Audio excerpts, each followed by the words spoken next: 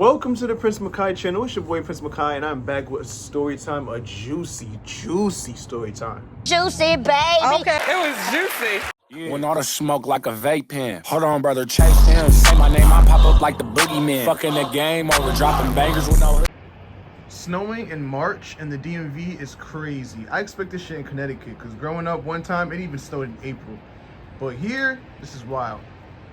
Today we're going to talk about, and before I say this to my baby, I have to say this. I have to get it out. My best friend at the time ruined my senior prom, my first and last prom ever. Tonight was unforgettable. So we're gonna call her Melissa. Melissa and I went to prom together. She is older than me by a year, so by the time that it was my senior year, she was already out of high school. I decided to take her because at the time I didn't really have anyone to go with. I was supposed to go with my cousin, but we had a little falling out, and I was just like, bitch, fuck you. Really?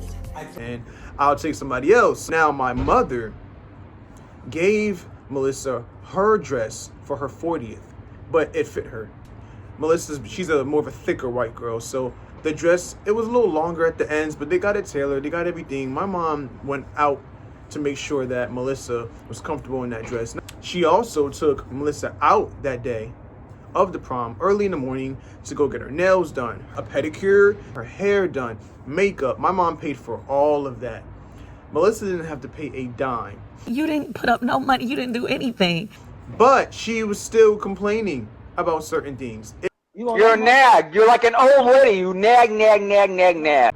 I absolutely love Melissa to this day. I still do. But if I can go back in time and choose somebody else, I would. Because my experience at prom would have been so much better. Just to give you a little bit of a background, I wasn't even at the school that her and I met. I wasn't at Danbury High School. I had moved to Waterbury. It was a town 25-30 minutes away. Isn't the safest area. So when I got off the exit, I locked my doors. I had moved there my sophomore year. So by the time my senior year came around, I had already been there for some time. I was already sad and mad because I hated living there. I'm not happy. I hate it here. I hated going to the school there, and I had to spend my senior prom, something that I thought that I was going to spend in my old high school with my friends there. I had to spend it in this school. You know, to kind of be positive, I told myself, this is my senior prom. I'm going to make the best of it. I'm already graduating from this school. I'm already graduating, and leaving the city because I'm going to college. Let's just make the best of it. Let's turn up. Let's enjoy it. From the time we got there, everything was fine. We took pictures by this pond, this lake where all the students and, their parents and their dates were taking pictures. After that is when she started to act up a little bit. You need to stop, Cynthia. She started to have a problem with everything. She started to think that the girls were staring at her. Wait a minute, why are you staring at me like that? She started to think that the guys were making passes at her. As soon as we got to this place called Bella Vista, she didn't want to dance with me. She didn't want to get up and go to the dance floor. She wanted to just sit there and cling on to me and kept telling me how she thinks the girls are staring at her, giving her dirty looks, and she might have to fight. This is not the ghetto. I'm like, Melissa, this is not Danbury. This is not, and you don't know any of these girls. These are not the girls that you had beef with back in Danbury. Do you know where you're going to? No one's staring at you. No one's doing anything to you. I think, as a matter of fact, she got into it with one of the girls because she thought the girl was trying to be funny. And I'm like, you're ruining the night. Like, this is supposed to be a great night. This is my first and last prom. Like, I'm not going to another one. Why are you fucking this up for me? So I tried to get her in a good mood. I tried to get her to get up and dance. She wouldn't do it. Even though the food was nasty, she was complaining about the food. She complained about everything that entire night. Because you're a negative ball.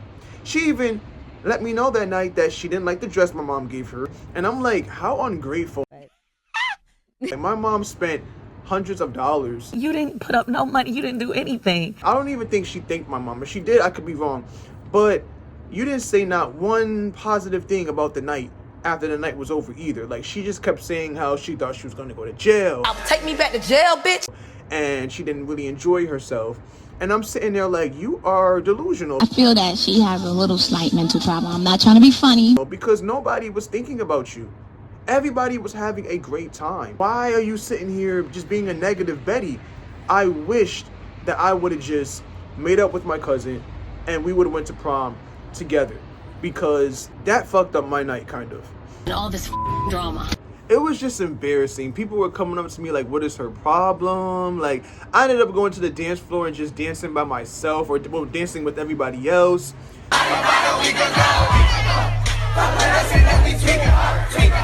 And she's nowhere near, because she was sitting still at the table, just being grumpy and looking around, being paranoid and not trying to do anything. And I'm like, Melissa, really? Shame on you. And then once she complained about the dress and everything and how she didn't like it, I was just like, okay. I'm done.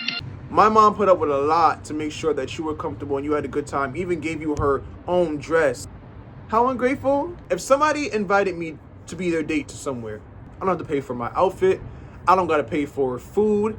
I don't gotta, try to figure out a ride. No, none of that. You best believe I'm gonna be on my best fucking behavior. I'm gonna make sure that I am grateful, and I'm gonna make sure that I have a good time as well. I'm not angry with her anymore. When I tell a story, it's kind of like I'm back in that time again. If you kind of feel aggression or feel emotion or feel tension, it's because I'm explaining it again as if I'm in it. Well, I've been forgave her. You have to forgive other people for yourself. Next year will be 10 years that I graduated high school. Oh, she's old. That I went to prom, so I'm not even angry about that anymore. She has grown a lot. She has a child now. She's a great mother, and she has grown a lot. I'm in a totally different place. Like, when I met Melissa, my freshman year, she was a mess.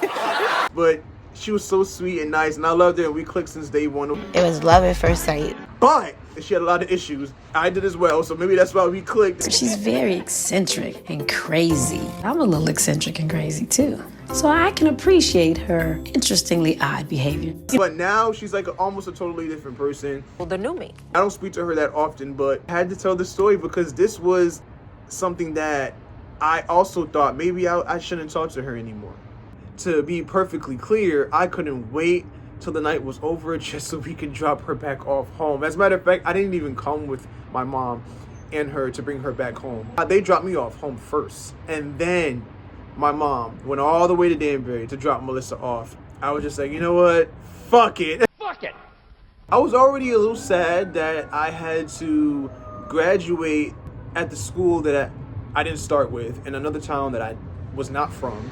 So it was kind of like having mixed emotions towards the end of my senior year with everything going on, school trip, prom, because I felt like a lot of those things I should have had at my old school. So the least you could have done was not getting on my nerves and having a good time and not being a negative Betty. You are a negative Betty anyway, girl. Because I was trying to turn up and have fun as well. And she was 19, I was almost 18, and we were young, we were kids then. I look back at those ages and I'm like, we were so young. We were babies. I looked hella young. People tell me, oh, you look like you're at least 19, 20, 21, early 20s. But, I'm 26. I'll be 27. So imagine if you look at pictures of me when I was 19, I look like I was probably 14. Like, I was a baby. I'm just letting you guys know what my mindset was then. I was like, oh, my gosh, I should have picked someone else. I should have chose you.